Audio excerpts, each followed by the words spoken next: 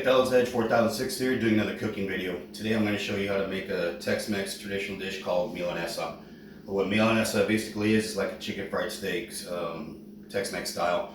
And a traditional chicken fried steak has, it's a cube steak, pretty decent size, hopefully if you go to a good restaurant. And it's has batter on it or breading on it, and then it's deep fried and served with gravy. This is more of a thinner steak. I'll show you right now the way the meat looks, and coated with the breading the way you can use crackers. I use all-purpose flour, but I'm going to gin it up with my spices to give it a certain profile and flavor that I like. It's going to make it even tastier. I'll show you how that's done in this video as well, and then we're going to serve it up and show you how it's all done. So let me show you over here real quick what the ingredients we got, what we're working with. First of all, the star of the dish, star that shows the Milanesa. Again, it's a thin cut piece of beef that we'll be cutting up into smaller pieces. Breading, we'll be using some egg yolks to get the breading to stick, and then put them to sit for a sec, and then we'll be deep frying them. Typically I have I have a designated deep fryer, but when I'm cooking this kind of food that has that breading on it, tends to go to the bottom of the fryer tank, which I don't like to. It just kind of ruins the oil right away, or not ruins it, but it cuts the shelf life of that oil, how many times you can use it. Because using brand new oil every time is pretty dang expensive. So we'll be using a pot that will bring up to 350 degrees. We'll be using this oil, and get that. This is canola oil. It works just fine. Again, if I already used this once and I strained it, put it back in. Well, if we can do it again, we will. If not, we'll discard the oil. This is got our all-purpose flour here. You can buy. It's kind of hard to find right now, but we have some, luckily, so we'll be using that to make our breading. Got 2 eggs that we're going to use for yolks to get everything to stick, and this is where we're going to be shaking everything up. So let me get some more stuff prepped. All right, folks. So what I'm going to be doing here, I got the meat on my custom-made cutting board, and we're going to be cutting the edge here. Just going to trim it up just a tad, not too much.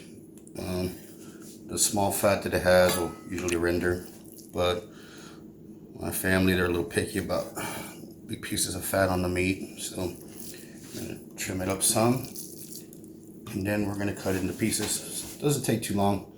If you're prepped up, you got everything set aside, this thing just goes together in maybe 10-15 minutes max. So when you got to do all the prep, you got to create your breading, is where you tend to start to see, they add up to maybe an hour or so. So again, we're going to cut up in nice little pieces we can use.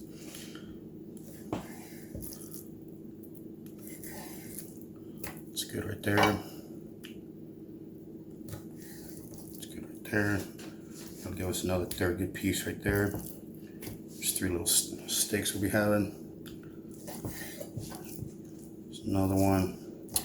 Yeah, unfortunately, you get this sometimes, where this little guy is going to be all by himself, but it'll all go good. Should cook up neat. So I'm going to do that with a second packet of steaks and show you what it looks like when it's all done.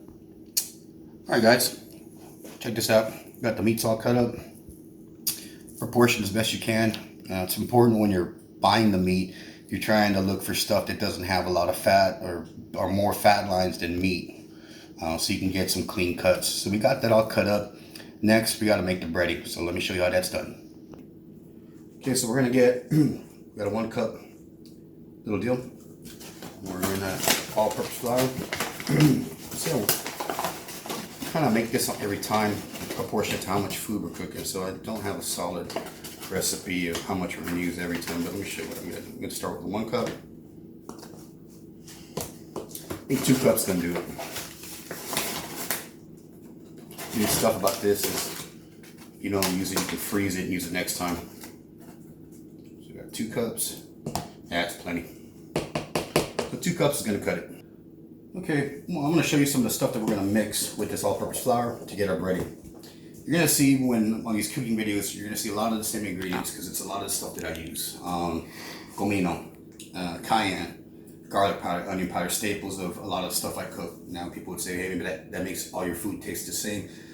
it just depends on the proportion, the amount, because I'm a taste cook, and that's how I get that flavor profile that I want. So let me show you how I'm gonna make this. We're gonna start off with some parsley flakes. And you can count the shakes, I guess, because I don't really measure this stuff. But yeah, say probably maybe a tablespoon. Comino, probably about the same. It's a powerful spice, but I'm gonna some garlic powder here, not too much, just enough. And this is an all-purpose seasoning from Goya. It's called adobo. It has a little bit of everything. I like to throw some of that in there. Gives it also some coloring. And hold on one second, let me get some onion powder. Grab that bad boy. Not too far. And don't fret, I've got the onion powder here as well. Onion powder again, I always said you can be more liberal with it. Garlic powder is the one you gotta watch. So, we've got all that set. Let's throw some salt for giggles. I like to use sea salt. And we're gonna probably just throw a punch. There we go. Punch of salt. Gonna mix it up.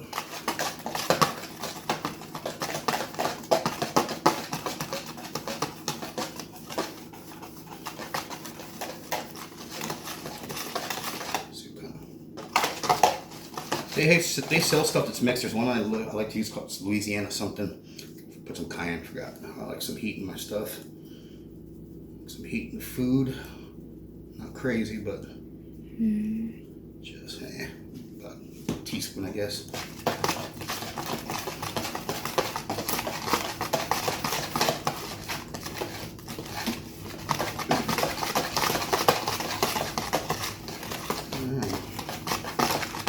Kill it. Just want to make sure everything's nice and mixed up.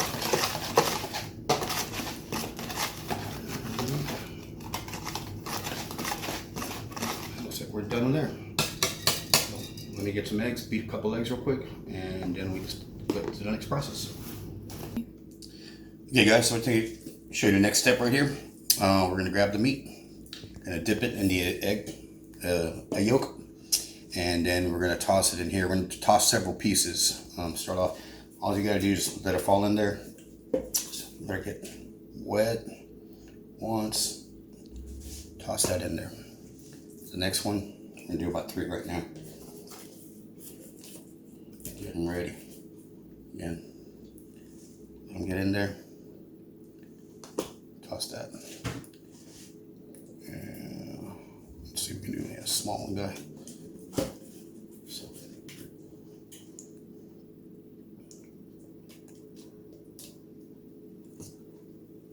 Okay, rinse my hands real quick.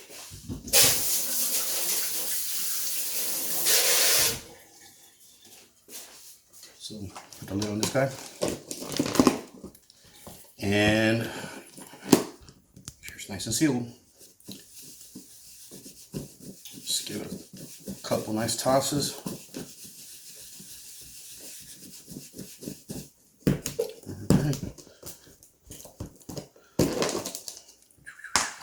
We got here. Most of the time they come out just right. Sometimes they fold in on each other and you have to gotta give them another pass if they don't get it all. But it's pretty simple. The next step is just getting all the excess off and throwing them in the fryer. Let me show you that. Alright, so we got everything prepped. We got, if you look over here, we got everything breaded. Got the steaks all set, ready to throw in the fryer here. And we have our pot of oil. Checking the temperature on it. Just a tad bit warm. It got pretty hot. I had to end up turning it off because this thing retains heat pretty dang well. Sure, it's going to go down a tad when I drop these pieces of meat in there. But we're close enough that I feel safe enough to go ahead and cook. You want around 350. That's what you're going for there. So we're going to put one in there. Nice little drop. And we are going to cook 4. Now it's going to drop the temperature. You got to watch it here. Yeah, going down A tad.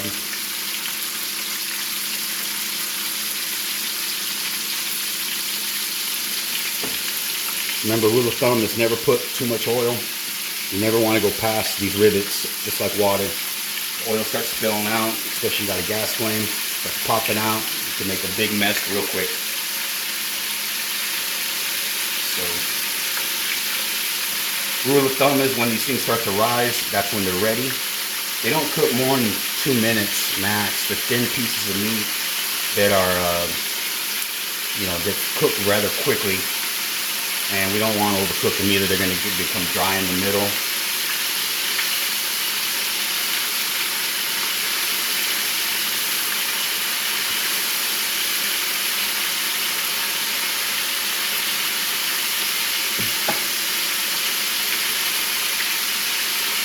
We got about 40 seconds of cooking already. Coming up on a minute.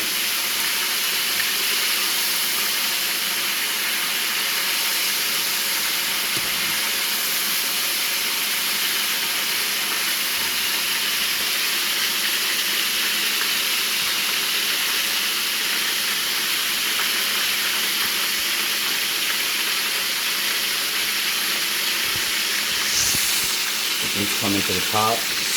Almost done.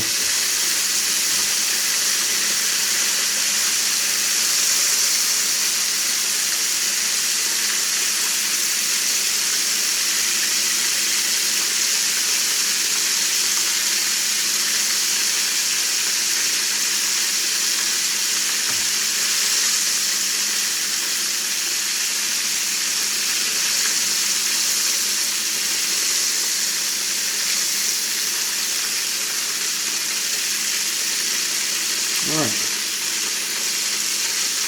take one out to look real quick.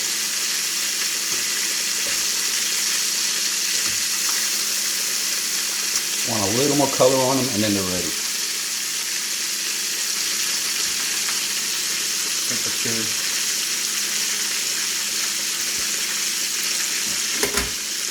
Get some heat going there.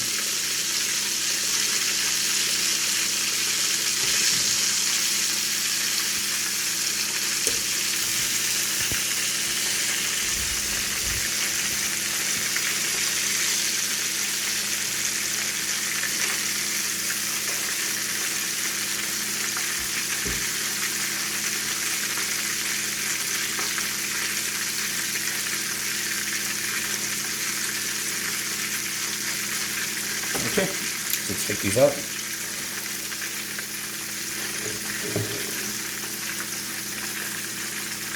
Try to keep as much oil in the pot. If you have a dry rack, false bottom rack, whatever, that works great. I don't have one. So I'm just going to take it out. Put it on a paper towel and then flip them over. So one side, try to stay crispy to serve them with your sides.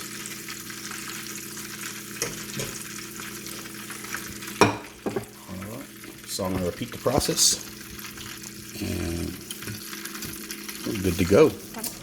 Alright, so we're all done. We cooked them all here. They're all ready to go. Nice and fresh. Just came out. Give you an example of what we're looking for here. Nice crispy, not too hard, nice and crispy, easy to cut on the inside. It's not overcooked. Again, this isn't a big steak, so you're not going to get medium rare or anything, but we definitely don't want it to be like dark and black and obviously overcooked. Nice little pieces, batter staying on, the breading is staying on, it's consistent, and that's how it's done, folks. Milanesa Edge 4006 recipe. Again, I'll be getting better at these videos as I'm doing them. Just kind of getting into it, so my ideas are coming and going. I'll be doing some easy cooking recipes, like something real easy to make, inexpensive foods that you have in the pantry. Feed the kids, feed yourself. Some pretty good stuff coming up. Please like, subscribe, hit the notifications button so you'll get notifications of all new videos coming out. We'll be doing these a little more fluid, a little more consistent. So, man, appreciate you guys checking out the channel. Hope you like the recipe. You can make it yourself. Leave comments, suggestions. Be polite if you can. And Edge 4006 signing out, man. Fight the good fight. Keep a group stack, brother.